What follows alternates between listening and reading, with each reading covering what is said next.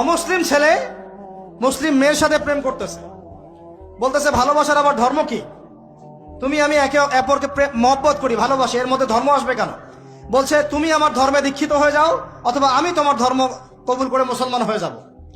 এই মিথ্যা কথাগুলো প্রলোভন দিয়ে এখানে ওখানে পার্কে নিয়ে গিয়ে চটপটে ফুচকা খাওয়ায়, কফি শপে নিয়ে গিয়ে এভাবে আস্তে আস্তে আস্তে আস্তে মেয়েদেরকে লাইনে নিয়ে আসতেছে। মেয়েদেরকে ফুসলিয়ে ফাসলিয়ে এভাবে প্রেমের জালে ফেলে শেষমেশ বেডে নিয়ে গিয়ে ধর্ষণ বা গণধর্ষণ করে মেয়ের ওই ওভারির মধ্যে ওদের বীর্যপাত করে দিয়ে ওই ছেলেটার কোনো খবর পাওয়া যায় না, লাপাত্তা হয়ে যায়।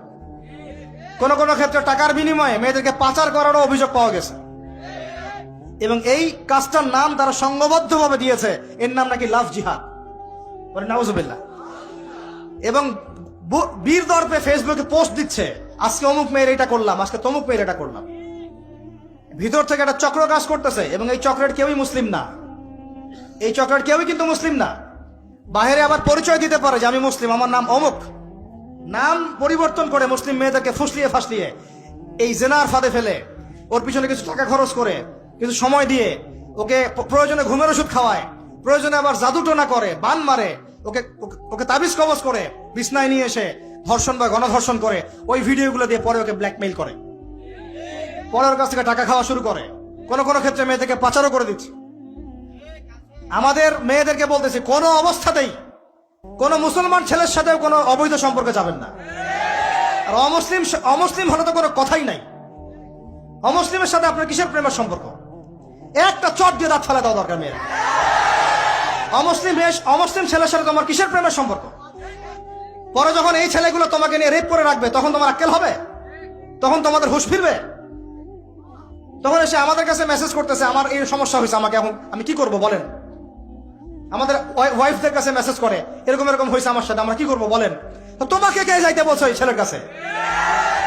তুমি তোমার ইজ্জত ওখানে, তুমি তোমার পায়জামা কিভাবে খুললা সেখানে, আর কিভাবে বলবো বলেন?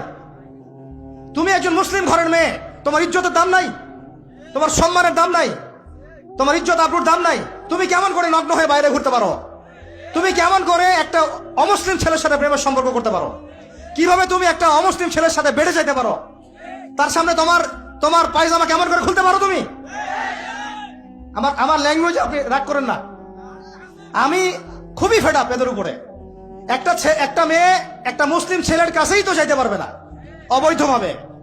যাইতে হইলে তোমার শর্ত তিনটা: বিয়ে করতে হবে, বালেগ হইতে হবে, সাক্ষী থাকতে হবে, মোহর দিতে হবে, তারপর যাইতে পারবে তুমি।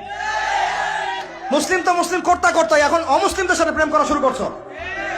আর যখন অমুসলিমদের দ্বারা তোমরা ধর্ষিত হচ্ছ, তোমাদেরকে পাচার করতেছে, তখন বলে এসে আমাদের কাছে চিঠি লেখো যে আমরা এখন কি করব।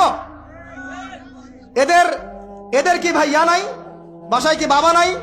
বাসায় ভাই নাই? এই চক্র থেকে সাবধান থাকেন।